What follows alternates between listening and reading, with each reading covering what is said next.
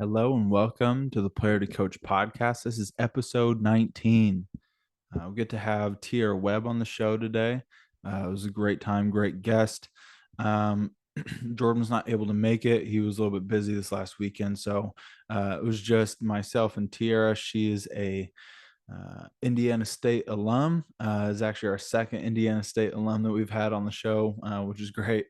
4-year starter, 3-year captain there. Great player, great leader. She's got records at her high school, started getting recruited in 8th grade. Got her first D1 offer in her freshman year of high school, and many more followed that. And we kind of talk a little bit about that in the episode. Dive into her college career, some of her experiences there, some of the things that she's taken from that, some of her growth as a player and a leader when she was there. Um, Great conversation. We talk about obviously the transition from player to coach, getting to see what that was like, any opportunities that she could have taken as a player or could have pursued and decided not to, and um, what ended up being an ending to a playing career, what turned into T-Web effect, which she's doing now with a partnership with Pat the Rock Academy out in the DC area, which is awesome. She's been doing that. She's been coaching and training and running that for a little over 6 years now, doing a lot of great things. We dive into her training philosophy, the things that she's learned, different things that they really push over there. And yeah, really good chance just to chop it up with someone who got to meet last summer when we first moved out here to Chicago.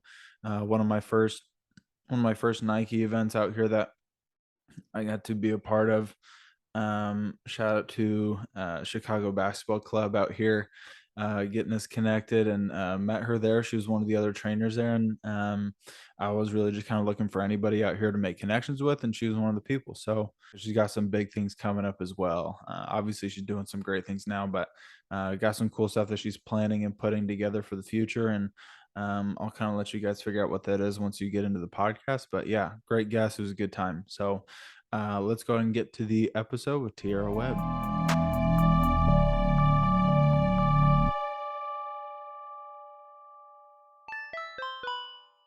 Welcome to the show, Tierra Webb. How are you doing, Tierra? I'm doing great. I'm doing great. Thank you for having me. For sure. Yeah, really excited to have you on here. So let's go ahead and dive right in. So you're from the south suburbs, Chicago. If you don't mind, just kind of give us a little bit of background behind you, your family, and kind of how you got into sports. Cool. So I am from the south suburbs of Chicago, as you mentioned, and I started playing sports really in my backyard and in my front, in the garage area in the front of the house with my brother. So I have one brother, um, and we really had a good time growing up playing tag and kickball and soccer and karate and gymnastics. My mom kept us really busy. My dad did as well. They both was really supportive parents. I was blessed to have that opportunity to just have fun being outside.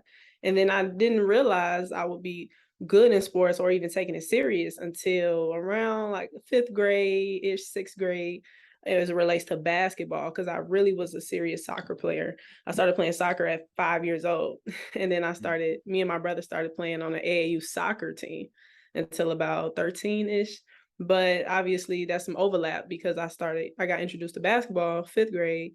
And honestly, a lot of people from the neighborhood used to come to my house. I had people down the street, people in the next neighborhood over. They would literally get dropped over our house to play basketball. We were one of the first people who had a hoop outside.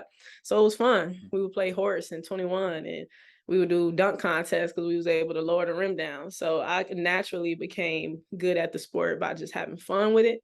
And then I got introduced to AAU basketball from a friend of mine, Tierney Lockett, who she went to my school, but she also played AAU. And then I was kind of overwhelmed at first because I'd never been in a scenario where it was so much basketball over one short weekend. And then I was super hype about it. And I got a chance to take it serious and started getting recruited shortly after I started playing, about 8th grade.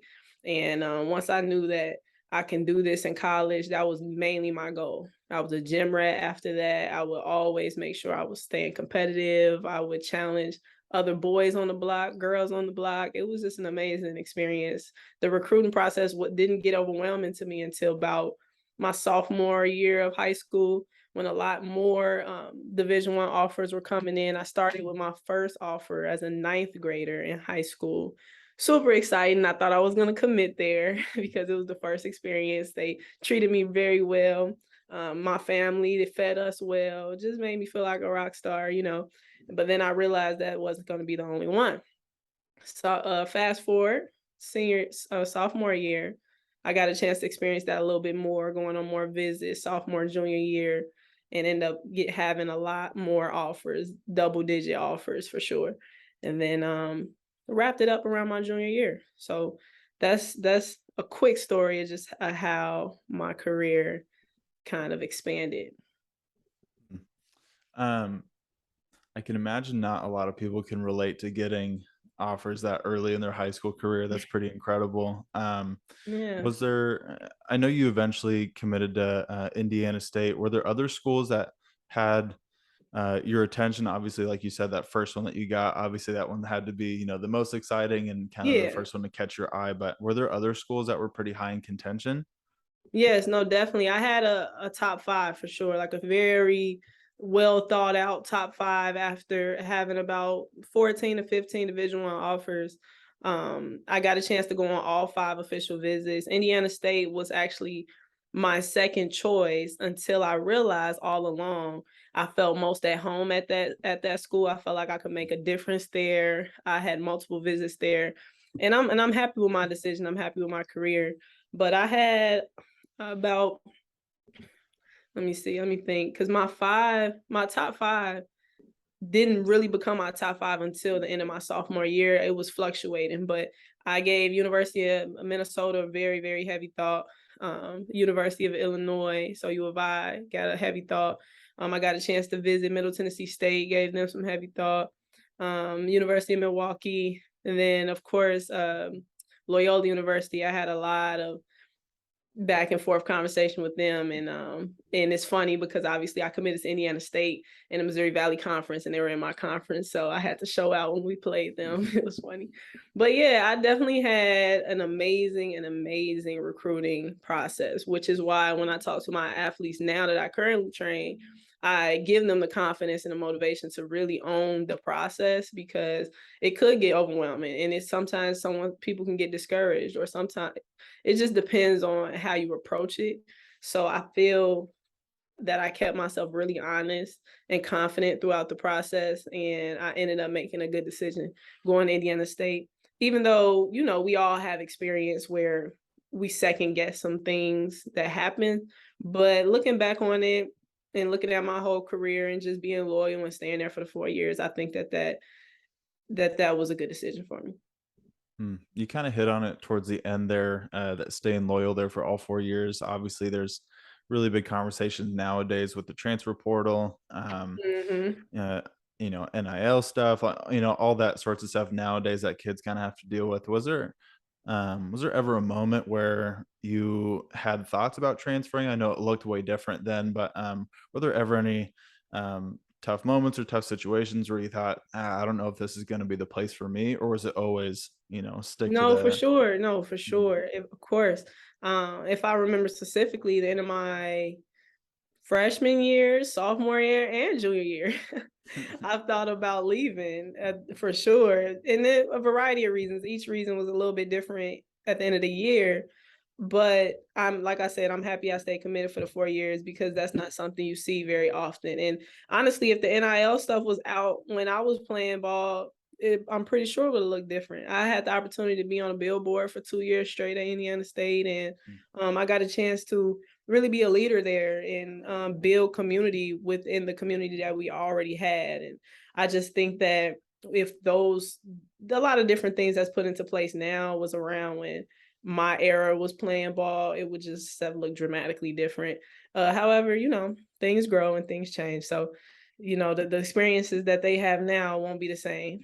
But I thought of it, and I think that the thought process you go through when deciding to transfer and is to not really look at it as quitting, but really look at it as making a decision for yourself in a way where you can still be valued on the team.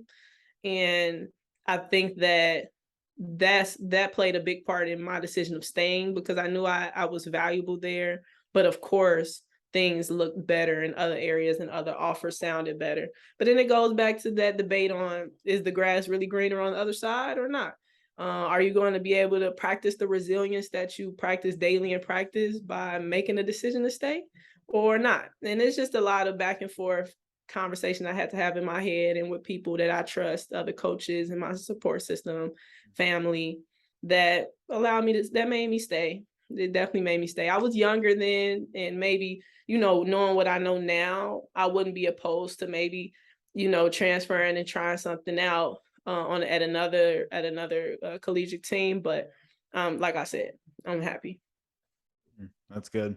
So being a 4-year starter, which first of all doesn't happen very often, coming to a college program, usually there's that, your transition from high school to college, and it's a different Hmm. speed, and it's a different game, and way more attention, and all that stuff. Usually it takes a little bit of time to make that adjustment. Can you talk a little bit about the adjustment for you? Was it you just walk in and you're like, yeah, this is where I'm comfortable, I'm a leader here, and you just kind of ran with it? Or was there a little bit of a transitioning period for you? Was it a Yeah. little bit of a struggle to kind of figure it out?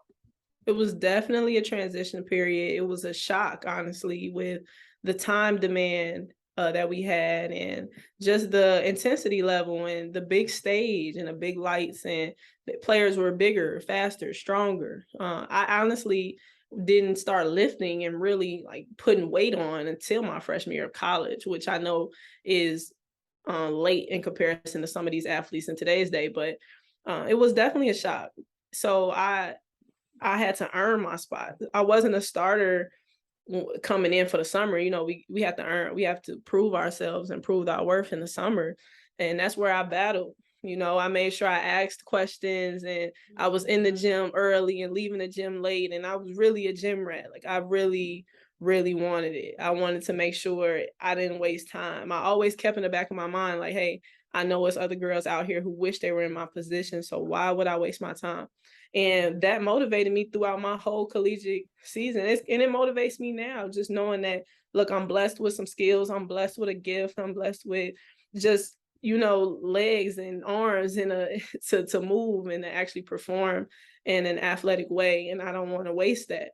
So it was intensified when I got to college, because we had so much other things to worry about. Well, let me not say worry, but we had a lot of other things to make sure we were responsible for, like our homework and study hall and weight training, and then skills training, and then we had practice, then we had games. So just trying to balance all of those things, I made sure I kept the goal in mind and then my motivation in my mind, which really helped me in the long term and in the short term when I was actively playing.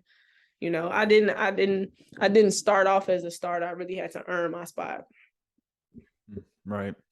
I mean, you kind of hit it right there on the head that, nothing's given. And something that is definitely not just given to anybody is that captain role. And you were a captain there for 3 years, which is Yeah. impressive in and of itself. And I know that's, partially, the coaching staff looking at you and kind of deeming that a thing. But then, there's a lot of player influence in that as well, of, the team wanting someone that they can really get behind. What were some of the responsibilities as a captain? And I mean, just from the little bit that I've gotten to know you, it seems like you were someone who would take that role really seriously. And so how did that all kind of play out? So to begin with, I personally believe it came from me developing a good relationship with my teammates. I always was a no nonsense type of person and player, but I always kept things light. Like, I like to have fun. I like to joke, and I like to make sure people felt comfortable being around me, and because I was comfortable being myself. And obviously we go through a lot of periods where we're growing and changing, and other people's opinions matter, and we have to prove ourselves.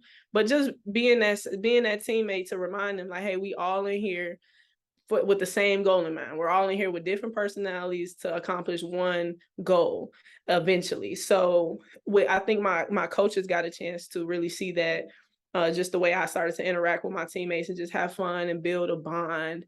And then I would go to my coaches. I would ask those hard questions. I was the teammate that we were talking about. We would talk in the locker room, and my teammates would say, "Hey T, go ask Coach blah blah blah blah blah," because I was going to ask that question. I didn't mind being embarrassed, and I didn't mind just kind of putting myself out there, which now I realize is a great trait because it's put me in doors that I would have never thought I've been in. It blessed me in ways that I would have never even imagined. So I think just really embracing that and being curious and staying in the wonder like state allowed me to be trusted. And I think that, with my work ethic, of course, I had a crazy work ethic. I still do now. My friends Mm. tell me to calm down, but I just love to get after it. I'm ready for the next thing. And I think that played a big part in my development as a leader, because being a leader wasn't easy.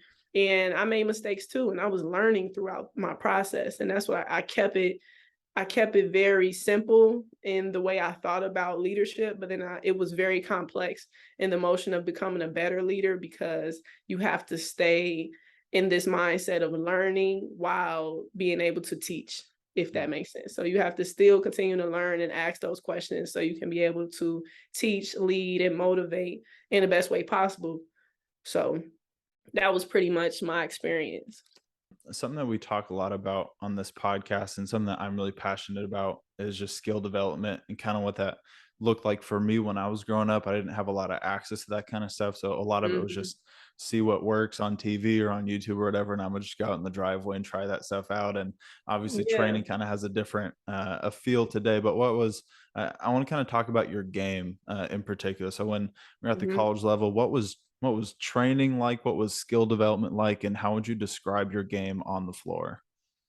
Okay, so training out, you're saying training outside of team practice and stuff, Yeah, right? yeah. Yeah, so I was I was just talking to someone about this the other day, because obviously we are both skills trainers. I'm a skill trainer now. And the big idea behind me wanting to pursue this career is because I want to be that person that I didn't have growing up. So I didn't necessarily have a skills trainer, but I did ask a couple people in the area who was trusted coaches, if I can get some workouts with them in different times. And then my dad did a good job at, asking around and seeing who other people was training with. So I did have some experience working with a skills trainer here and there to know, what they do. But honestly, I was just in the gym being competitive with people who were in the neighborhood.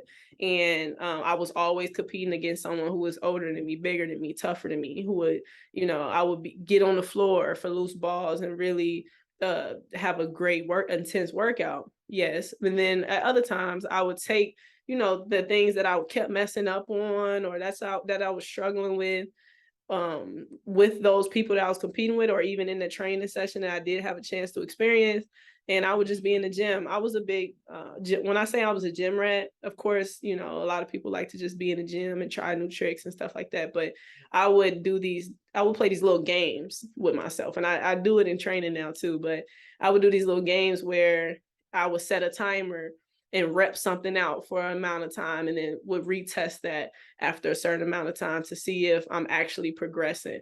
Or I would go in the gym with intentionally knowing how many shots I want to make. And however long it take me, that's how long it take me. And different things like that to just make sure I'm challenging myself, because I realized at a young age, life is a challenge. Basketball is a challenge. Like just being able to prove yourself and stuff like that is a challenge. So my philosophy was, if I could challenge myself and then prove to myself that I can get to the next level, or quote unquote beat myself, then when I'm, facing these battles, these challenges, and these different things with other people I'm competing with, it will just become a little easier. So that was my mentality. What about on the floor, like during your college career? Obviously, Oh, type of college level is uh, Mhm. different in the sense of, there's so much structure to it to where obviously like everybody has different stuff in their bag. But what was kind of your MO as far as on the court when you were playing out there? So I was a combo guard first. I know we didn't talk about my position. I was a combo guard, so I wasn't necessarily a true point guard, nor was I a true shooting guard. I was a slasher. I was the combo guard who would create her own shot. I took a lot of mid range shots, and I love using my athletic ability to get through the lane. You would see me doing a lot of hesitation, double moves where I would make the moves pretty quick to get to a certain spot on the floor. So if I was your teammate, you would be passing it to me off of a cut, or I would be really successful off fast breaks because defense was honestly um, a big part of my game. Right, so I love defense. Even in high school, I've been able to accomplish some big things in high school where I was one of the top defensive players in our conference and one of the top leading scorers from my high school still to this day. And a lot of that comes from me playing very hard on defense to make it easy on offense. That's the type of game coaches will come and they would talk about after recruiting. I mean, while they were recruiting me or looking at me in the AAU circuit, I was very fun to watch, bouncy, energetic. I would be literally dead tired by the time it was time for me to take a break, you know.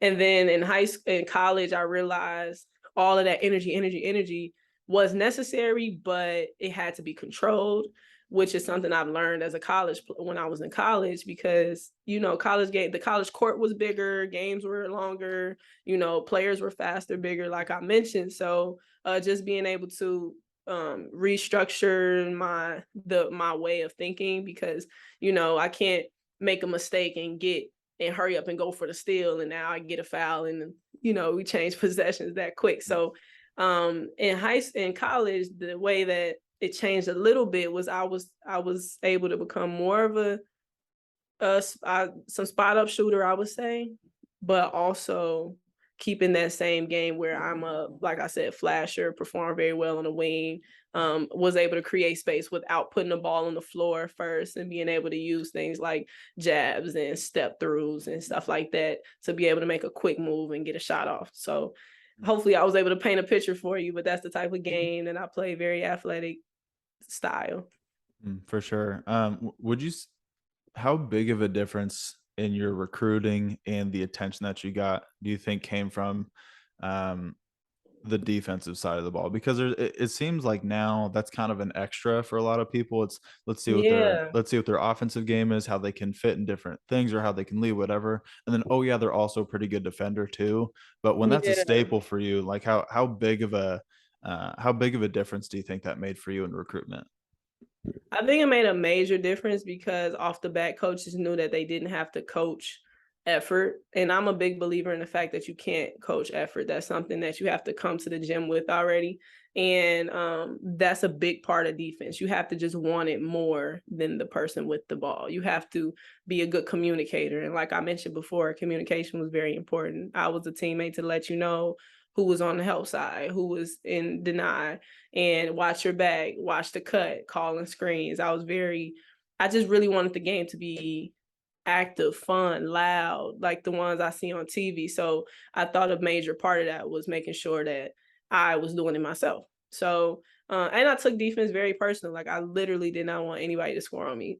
And when they did score on me, I took it personal. I didn't have to because it's a team sport, but I definitely did, which helped me in defense. And I think that coaches today need to realize if those players that take these decent defensive tactics seriously, they are the ones that you want to have on your team, because that's not something you're going to have to coach.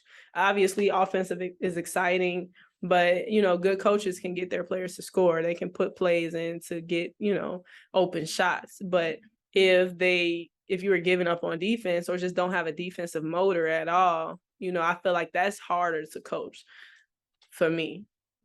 Yeah, for sure. And there's always, good coaches that can put together good defensive system, but no defensive system really works if each individual player can't really defend and don't want to and don't have the fundamentals of that also. Yeah, And and even let's think about 1 or 2 players, like, even if we both wrote out some type of defense that we want our players to run or to get in. We got one or two players that's being lazy or is anticipating offense and not boxing out and not helping on the defensive end, then the whole defense is broke. We have to be able to trust each player to, make sure they cover their spots, their location, their player. For sure. All right, let's talk a little bit about playing career comes to an end after your senior year. Mm-hmm. Um, did you know right away what you wanted to do? Was there ever a consideration for professional ball Yeah. overseas, or was it always right into, hey, like I want to get into coaching? Kind of how did all that play out? Right. So honestly, no, I did not know I would get into coaching as seriously as I have. My goal was to, yes, go overseas and play. I did have the opportunity to do so. However, I got injured my junior year and it really affected me my senior year as well. I still played, never redshirt, but I was in extreme pain. And my closest teammate, two of my closest teammates really know what I went through. They saw me in the acupuncture, chair and at the doctor and in the nurse office and at the neurologist office and stuff like that. But I went through an injury that made me think about my body long term.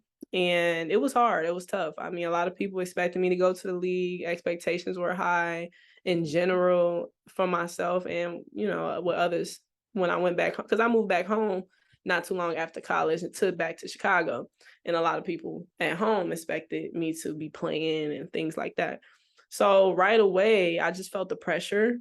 And then I also felt the love for the game still. So I realized, like, hey, how could I prove to myself that my life is bigger than basketball, one, and then two, where I can still impact the game that has taught me so much. And I think a lot of players go through this, whether they leave the game or the game unfortunately leaves them. You're still stuck in this space of, man, like I was just on the court, I was just on a team, I was just wherever they were at in their career. So yes, it was tough, but something that also helped me that I talk a lot about today is that you have you and a lot of players and me myself, we have a lot of tools from the game of basketball that we can still apply in life now after the game, whether you're a coach or a salesperson or a entrepreneur in any other sector, whatever your expertise niche or whatever someone is passionate about, that can still be applied from the skills we've learned from the game. And I really embraced that mindset and that mentality because I've learned how to be a great communicator. I've learned resilience. I was able to learn this next play mentality. I was able to, really get through this process by just remembering how much the game has blessed me. And I need to make sure if I'm going to be effective in whatever career that I choose, or really would choose me, because I didn't know what I wanted to do. I wanted to make sure that I kept some part of me that came from the sport. But you really, and I'm saying this to any athlete, that they really have to make sure they separate the difference between being a basketball player and, knowing that that they have other talents. Like basketball is not all there is. Right. I mean, you hit it on the head right there. I mean, even taking a step back and looking at your own career, like there's no real organization or operation that can work well without good leadership. And so even if Yeah. nothing from your basketball career played on after your playing career, like you could even look at you being a captain for 3 years at a college level and seeing Mhm. that being an extension of the coaching staff while being a part of the team at the same time, and kind of that division there isn't actually as far as it really seems. And so yeah, there's so much that you can take from sports. And yeah, it just takes more leadership and more people to speak out about it for people to really know. Yeah. So so And that's go ahead. No, I was just gonna say, and that's part of my goal because I know we now I know this podcast is about player to coach, and you now know that I've been a basketball skills coach for 6+ years now, going on 7, and just the opportunity to coach athletes, teach what I've been taught, but then also being able to be personal with them and knowing each athlete is a little bit different as it relates to their goals and what's their motor and things like that. So I've been blessed to have players of my own that I privately coach, but then what I really love is the skills clinics and the camps and things like that, being able to be a part of events where we partner. Like, I know we got a chance to do a Nike camp together. I've done Yeah. about 2 others. And then I got a chance to work with the NBA All-Star Weekend back in, what was that, 2020? Yeah, that was 2020. That came to Chicago. And then now the WNBA All-Star Weekend just this past summer, 2022. And it's just been an amazing career outside of my basketball career. So I'm looking forward to, growing and continuing to partner and to reach more athletes and just show them that, hey, you do have other people out here who care about your development, because what's a better way to pay it forward than by giving what was given to Right. us? I end up getting into player development when I decided that, I spoke a little bit before how I decided not to go play overseas, to take care of my body, rehab, and just make sure I was crossing my I's and dotting my T's, they say. And I realized there were a lot of people that were doing some player development, some camps and stuff that I was looking to get involved in Chicagoland area. So I did work with a number of businesses, whether it was, and I don't want to say the wrong name of one of them. How about that? I'll just leave the names out. But I got a chance to work with a couple businesses, which was an amazing experience. They took me in. They knew my game a little bit from high school and followed my college career, which was good because I didn't know that. And they took me in their system as a player development coach under their program, until I realized it eventually gets a little tricky when a lot of players are coming in because of you now. And that's nothing. I'm humble about my experience, and I'm grateful that players and parents trust me with their development in the game. But I just realized it was getting a lot. It was getting too much as it relates to my time and them wanting to train with me versus me doing group trainings. And then I said, hey, I can do this myself. Of course, that's when anyone you're mentoring, you would want them to make sure they can go out on their own. And I developed T-Webb Effect.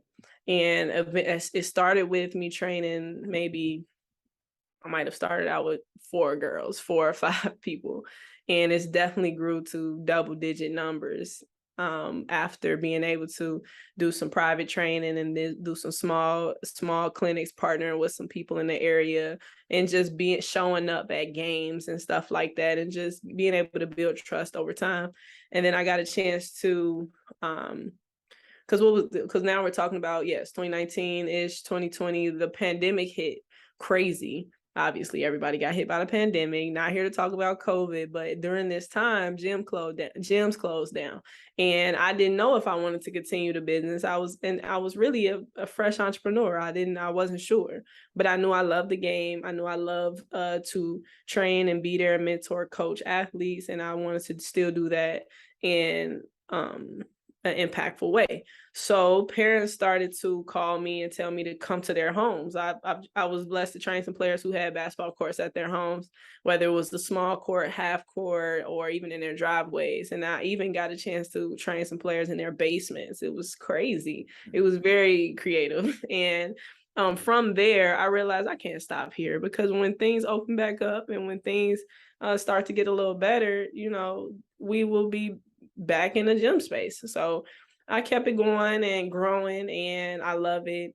It's my baby, and I treat it as such. So I make sure that players that come through here, whether they come for one event or they want to, trust me on long term in their journey, I make sure that I am available in some way. However, it has grown. Yes, I think you asked, like, has it grown? It's grown by t-shirts. I got t-shirts now, and I was able to do a all-girl skills clinic. I always train guys and girls, but I did want to do something just for my lady ballers. So I got a chance to host my first annual girl skills clinic, which I keep very intimate there. I stopped the cutoff at 18 players, so I can still give individual attention to those players. But I like that that number is a good number because it allows players to stay competitive and do a lot of competition during them.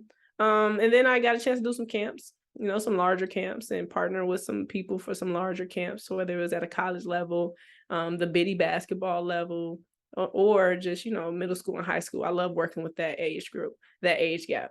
But now I'm working on doing some more stuff online because it allows me to be more accessible as I've been able to move and come back and forth and change my location more frequently. So that's my next goal, to start giving some value to my players and anyone else who's interested online, because I know that's the world we live in today and everyone needs to adjust. Right. Something that, like you said, you've been training for a while. I've been kind of doing it off and on, kind of depending on my situation. But there's always kind of this, for people who aren't incredibly big on training, or who aren't incredibly close to it, don't know enough about it. There's always kind of this like, oh, I can just find workouts online. Like what do you do that's different than that? Or even like when certain people put stuff online versus other people who may not have as much knowledge or might be different. So what kind of separates you from just being another trainer with a camera? Like Right. what's the kind of separator that you can bring to the table?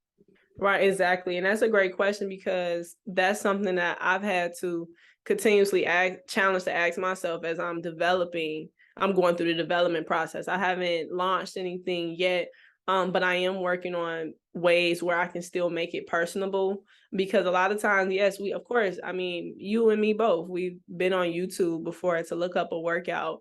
But there's a difference of those workouts where people are talking the whole time, or maybe they have a timer going, but it's not motivating or like personable in any way. So I am working on building community around it and making sure there's ways to still have access to me as the expert, so the player doesn't exactly feel the way the question you just asked was how is it different. I just don't want it to be bland, boring, something that you can just play in the background. You know how we all do that. Oh, I don't like this one, go to the next one, go to the next one. I'm trying to question myself to make sure I'm keeping those things in mind. So before, I don't want to necessarily say what I have coming up, but I am still in the process of building. Yeah, yeah, that was a good little tease. What about when you're getting to work with your players in person? Something for me that I've noticed is I carry a lot of, like, from my past experience of, hey, this is something that I really appreciated and something that really helped me, so I'm gonna drive that home. And then there's also stuff where I felt like, hey, I don't like, why didn't somebody tell me this in the past? I wish somebody told me this. And those two things kind of tend to be the biggest drivers for me in my workouts, and kind of what I stress on. What are some of the in particular pressure points for you in your workouts, and some things that you really stress for, either something that really helped you in the past, or something that you were like, man, I really wish somebody had just told me this? I'll have to think about the I wish someone would have told me this part. So I don't want to just say something random, but something that I do trust and that I not trust, stress and trust, right? But that I stress in my workouts, that I trust to work, is really building and repping out footwork. I think footwork is very important. I was a player that had great footwork and I believe part of it was just because, I started off playing soccer, and I realized that, and I embraced the different types of footwork and manipulations that I can use in a game. But I train footwork. I think knowing the player's game is important. I definitely take time to evaluate a couple times before I really want to build a program out for a player. But if I'm doing even a group of players, I like to do little things where I test their mentality and test their whether I'm saying something to them in their ear, or whether I'm testing how coachable they are by adjusting something quickly after just explaining another drill for them to do, just so reaction time and footwork and just manipulating the ball. I think a lot of those things are important because you can do that in limited space. And the goal is to make sure you can score effectively in limited space, and then you want your teammates to trust you. So to be able to do those things. So if you rep those things out, I think by the time they get to the game, it's no surprise, and they don't have to be, wasting dribbles and wasting space and really wasting time before while this clock is running down, and it's important to get that ball in the basket. For sure. So you have a chance as a coach and as a trainer to kind of influence younger generation, younger players, and kind of help them grow. Now that Mhm. you've been on the back end of your playing career for a little while now, as you start to see people get into coaching, what are some of the bigger things or some of the lessons that you learned as you transition from being a player to coach that you think would be helpful to hear if someone is just starting their coaching career? Let me see. I really think so. You asking about a team coach or just a skills trainer in I general? mean, really anything, just because that it's the same game, but it's a different approach, and That's it's what I was a gonna say. It's a different yeah. approach, but the first thing that came to mind was making sure that you own and figure out your own style, because you don't want to be that trainer who, just kind of watches everyone else or watch someone else and try to be someone else when you have this own goal in mind. So I think it's very important to be yourself. That's why people have different trainers, for different things, because they trust that they will, benefit them in different ways. So I would, one, say that. And then two, I would also I will also tell them to continue to be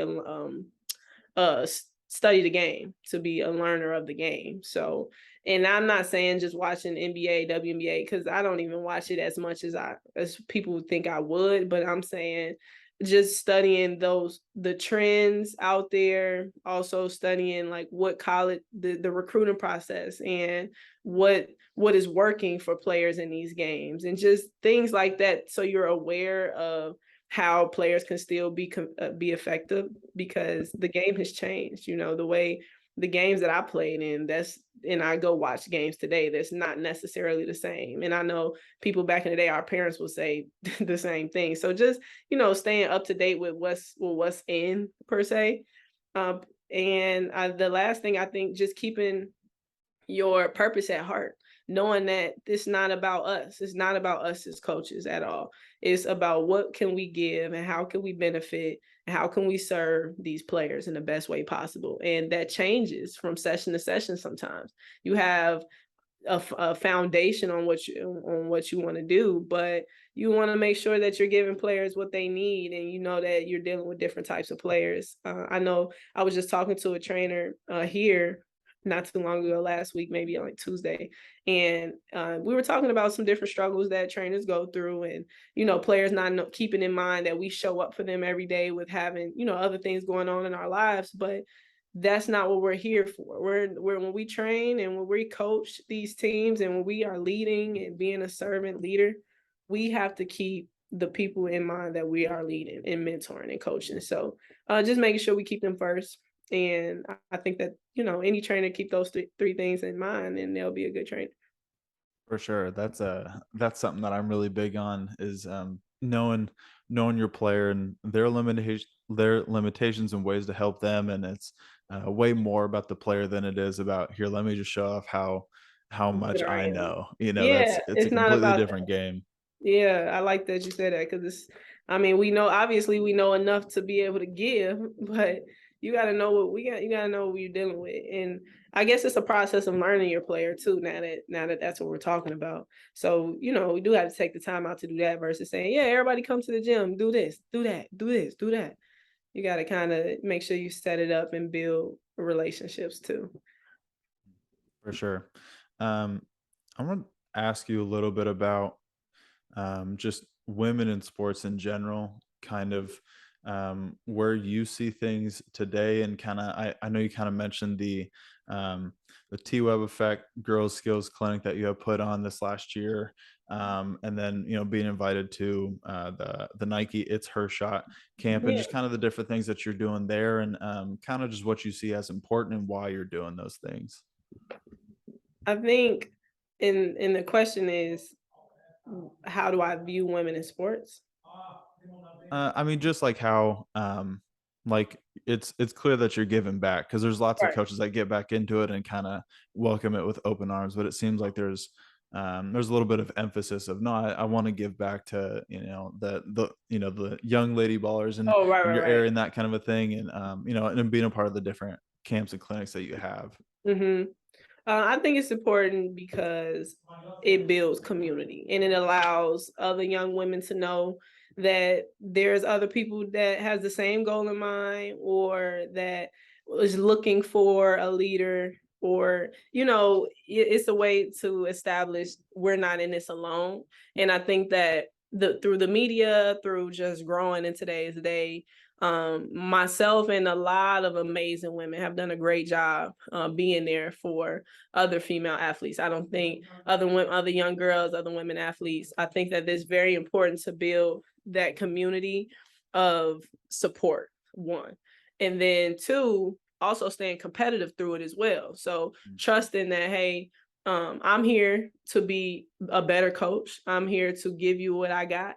But I'm also here to partner so I can become a better coach through learning and making sure we stay in a community as coaches, which is a great for young athletes to see because we can only trust that, hey, you can pay it forward when it's your turn. Just really being a good leader for these next generation of athletes, hopefully will be an amazing thing to see as we start to get older and they start to transition in their careers. And I think something else that has been amazing to see is the way it's exploded on the social media. I know that's a controversial topic. Some people love it, some people hate it, but it's definitely a way for us to just stay in the know of what's working, what's not working, what can we improve on, how could we stay positive, how could we still, just be good people in this journey of making sure people accomplish their goals and young women specifically since that's what we're talking about.